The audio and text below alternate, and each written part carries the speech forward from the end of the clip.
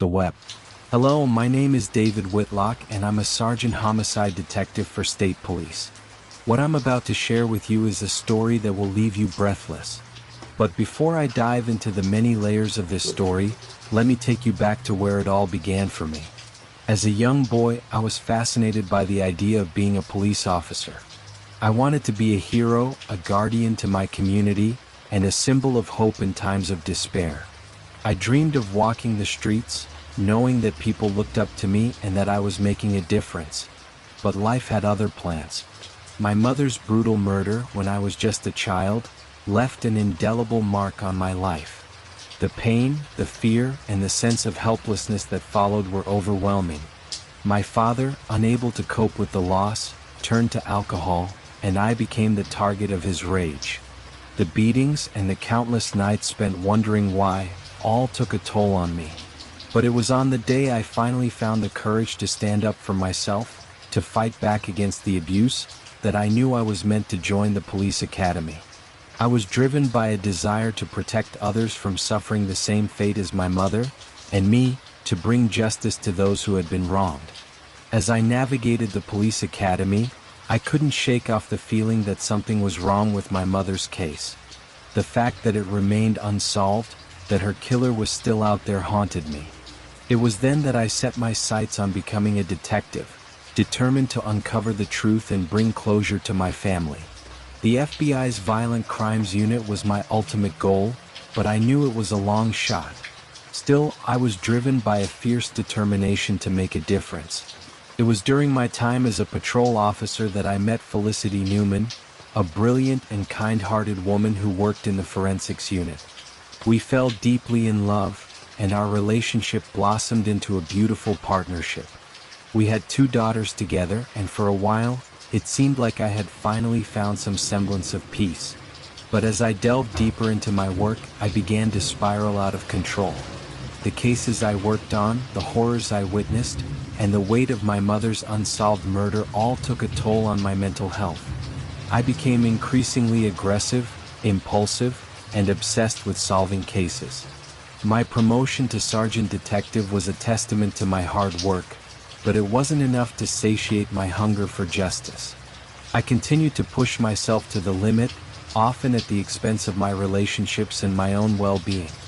My struggles with alcohol began to surface, and I became a shadow of my former self. When I mistreated a witness, my captain saw fit to relocate me, hoping that a change of scenery would help me find my footing again. But it was too late. The damage was done. My wife, Felicity, had already seen what my job was doing to me, and she had tried to stage an intervention. She urged me to take a leave of absence to focus on my mental health, and to rediscover the man I once was. But I was too far gone, too consumed by my own demons.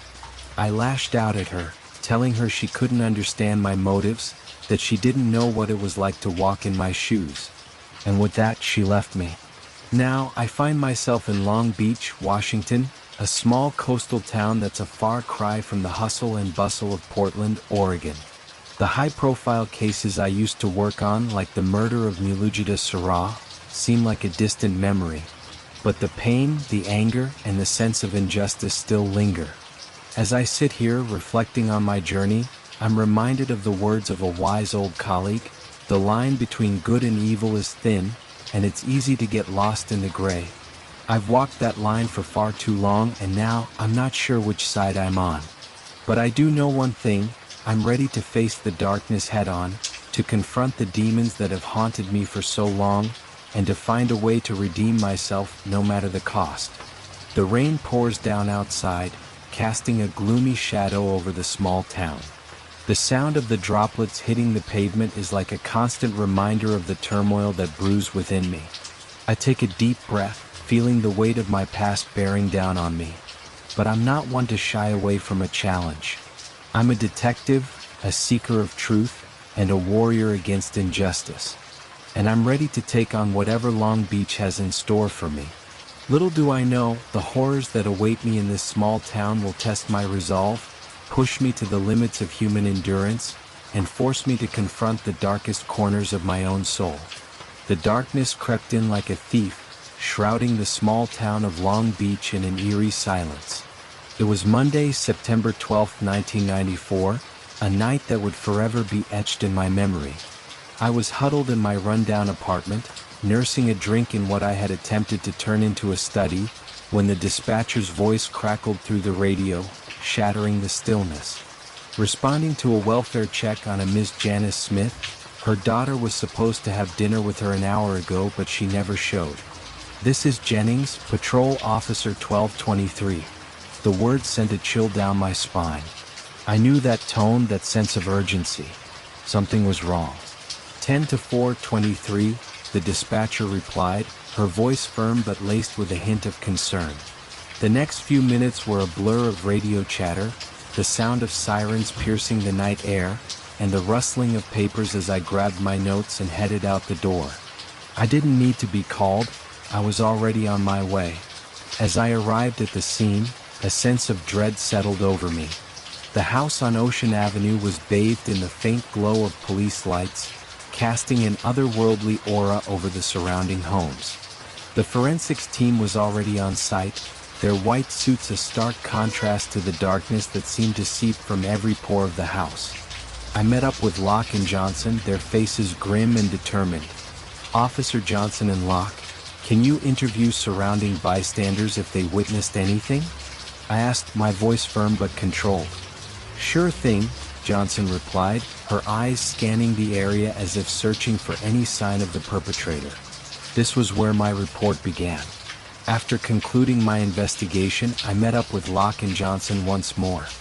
"Well, we got one confirmed witness and a possible witness," Johnson said, her voice low and serious. "Who do you want to speak to?" "Both of them," I replied, my mind racing with possibilities. We asked the two witnesses to meet us at the Long Beach police station. I waited in the interrogation room, my notes at the ready, as Jen Hazer entered. She appeared distressed, her eyes darting around the room like a trapped animal. "Good evening, Jen," I said, trying to keep my tone light. "Quite a tragedy to strike right across your house, isn't it? You guys don't think it's me, right?" she asked, her voice trembling. "Because I didn't do anything." Janice was like a mother to me. I gave her a reassuring smile, trying to put her at ease. No, not unless you give us a reason to," I said, my eyes locked on hers. "Now, you told Locke you saw something, right?" "Yeah, I saw a guy walking out of the house casually, so I didn't think much of it," she replied, her voice barely above a whisper. "He did look like he was struggling to do something." "Right. What did you see after that?" "Nothing," she said, shaking her head. "I was busy, so I looked away, and when I looked back out, he was gone." "What was he wearing? Did you see what he looked like?" Her brow furrowed in concentration. It was kind of dark. I think he was wearing black jeans with a white t-shirt and a baseball cap. And no, I couldn't see his face." I nodded, making a mental note of the description. "Okay, Jen, thank you. If you remember anything else, let us know." After Jen left, Clark Santana entered the room, his demeanor calm and collected. "Good evening, Clark," I said, trying to gauge his reaction. "How are you?" "I'm okay," he replied, his eyes narrowing slightly. "Why am I here, though?" I leaned back in my chair, my eyes locked on his. "Just need you to answer a few questions. Johnson said you were on Hanson Lane, the connecting street to Ocean Avenue, at approximately 9:25 p.m. Is this correct?" He hesitated, his eyes darting around the room. Yeah, I think so." I leaned forward, my voice firm. "Did you see anything strange?"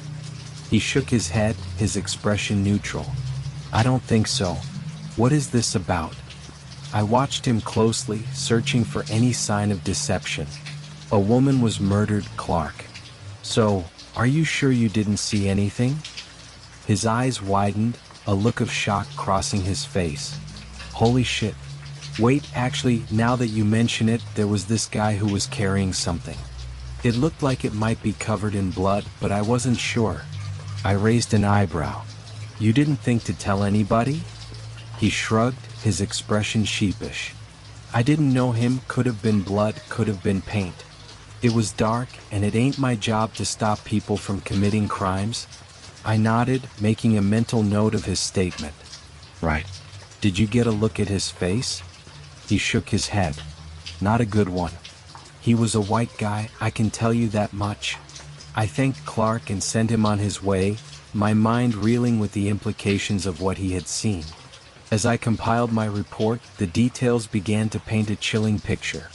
On September 12, 1994, Monday, I responded to a call from a patrol officer called to do a welfare check. Officer Jennings, badge number 1123, informed me he saw an open door, approached, and discovered the body of Janice Smith. We knew because she had her purse on her with her ID. Arrival on scene, 9:52 p.m. The front door was closed because of Officer Jennings' mistake, but there was left a trail of blood leading from the entrance to the middle of the hallway, implying the murderer entered the front. In the middle of the hallway is where Miss Smith's body lay. A bloody handprint on the wall, presumably Miss Smith's. The victim's body was positioned facing the ceiling, defensive wounds on her hands and arms. She had 6 cuts on her right arm and 3 cuts on her left arm, 2 cuts on her right hand and 1 on the left. She had 12 stab wounds. The stab wounds were on the left side of her body, meaning if the suspect was in front of her, he is most likely right-handed. The temperature was 69 degrees Fahrenheit outside and 72 degrees Fahrenheit in the house. The victim's clothing was stained with blood, except for her jacket, implying the murderer changed her clothing for whatever reason. The kitchen had a missing knife from the block, a possible weapon that was never found on or near the property. A shoe print was found next to the body, size 14 in men's. The suspect was probably tall in stature. Forensics would get back to us with the exact shoe type, but for now it's not much. With all the information gathered, the suspect is presumably a white male, approximately 6 feet tall, with a size 14 shoe in men's. As I finished my report, a sense of unease settled over me. Something didn't add up. Jen hadn't seen the killer carrying anything, but Clark had. It's possible she just missed it because she was at a 35-foot distance. The torn piece of cloth soaked in blood, found outside, seemed like a deliberate attempt to leave a trail. But why? I couldn't shake the feeling that we were dealing with a calculating killer, one who had planned every move with precision. The darkness outside seemed to press in around me, a reminder that this was just the beginning of a long and twisted journey.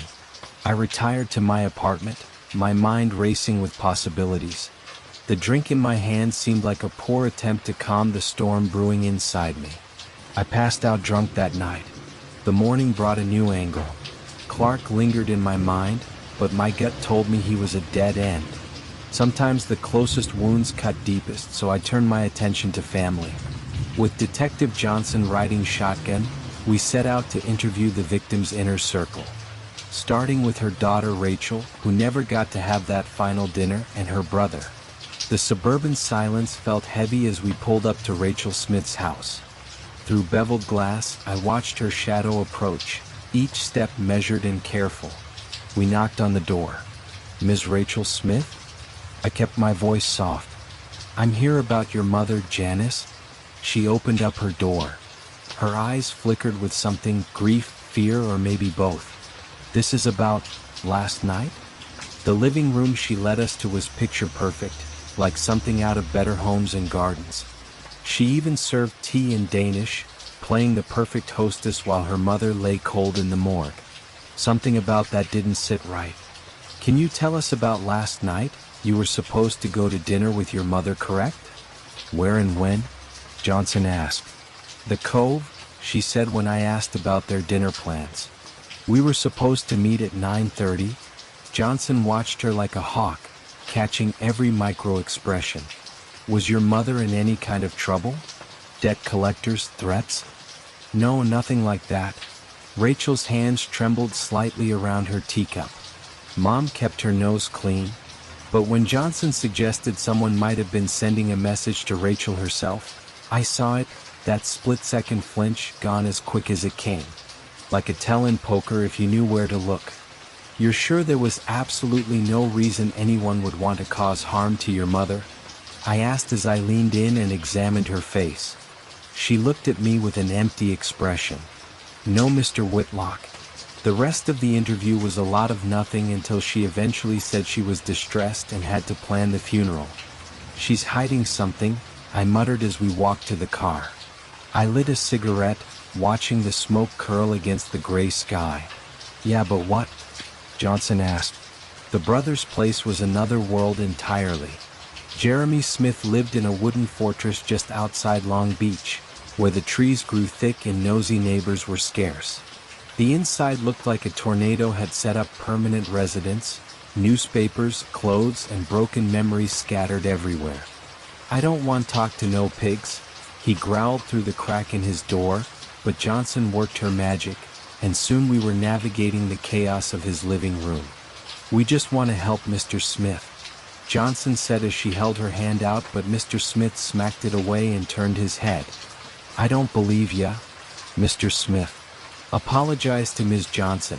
That's no way to act towards a woman. He looked feebly at me, then at my partner. I'm sorry, ma'am. She didn't say anything, instead looked at me like I had done something wrong. So I took a page out of her book and tried to connect with the man. Look, sir. The reason I became a detective is because my mother was brutally murdered. We could never find the killer, even after I tried myself. So I promise you, I have Janice's best interest in heart. I will find her murderer and put him behind bars.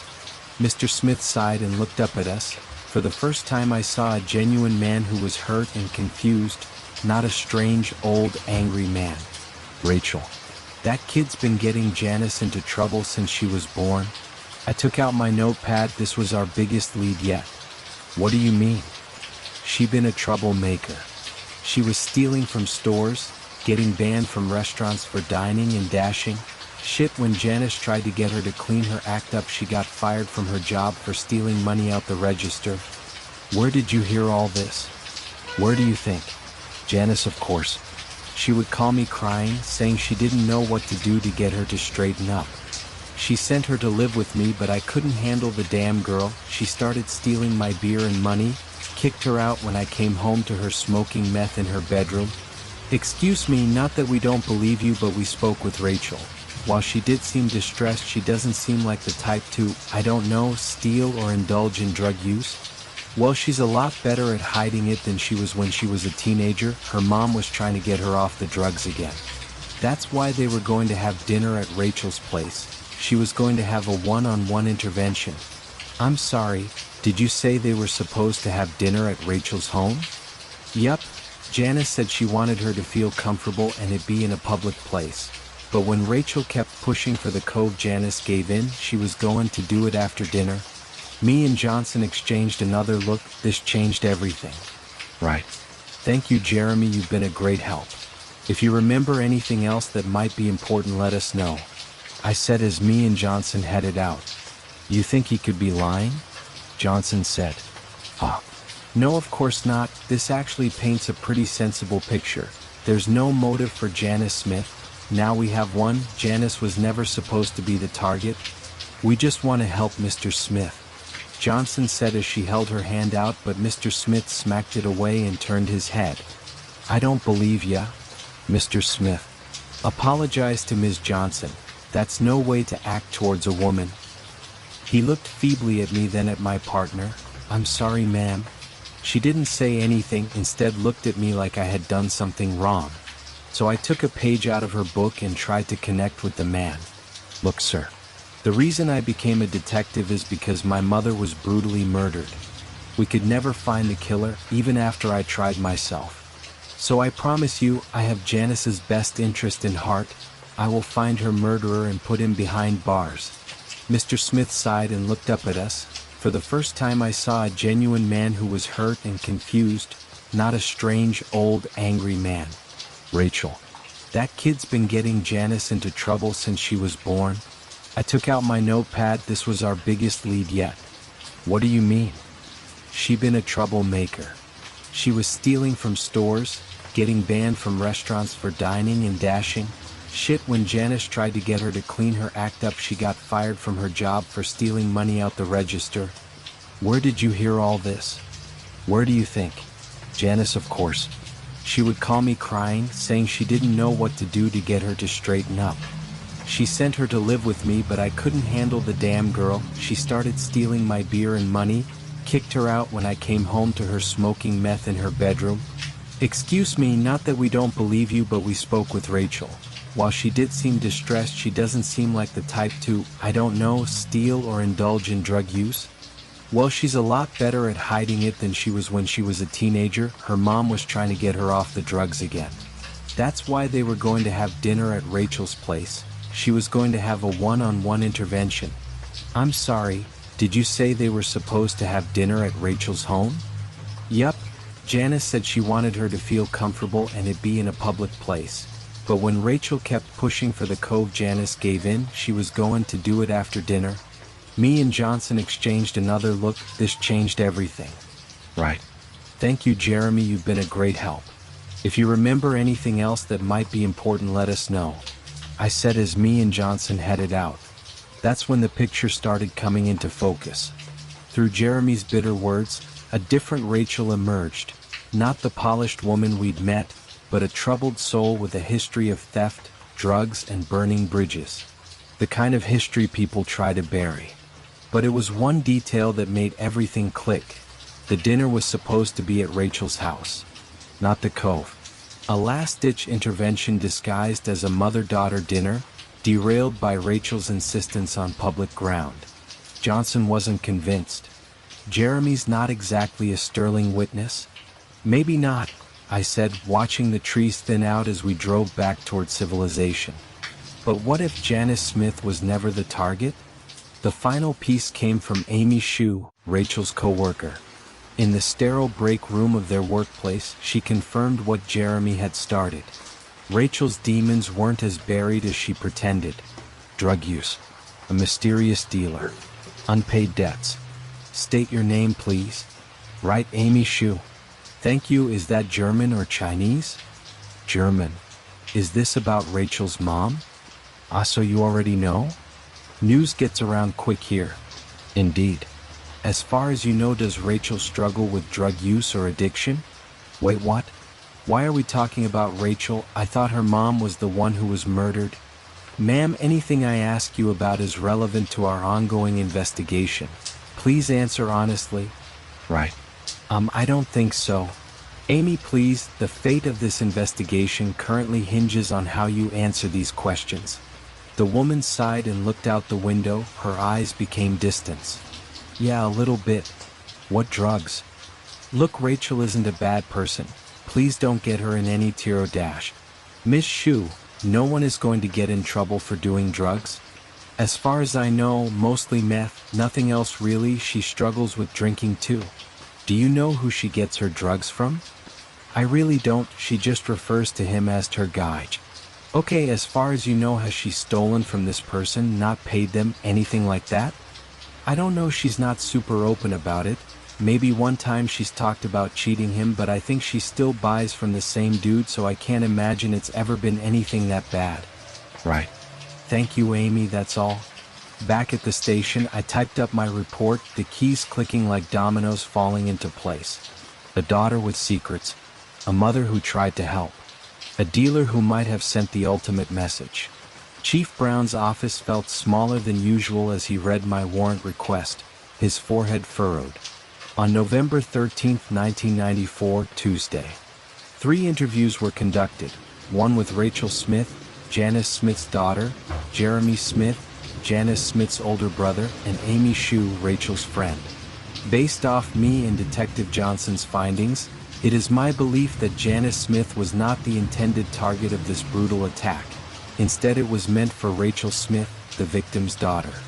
After conducting an interview with Jeremy Smith, after Rachel Smith's initial interview, it is my belief that Rachel has not been truthful about her character or about this situation.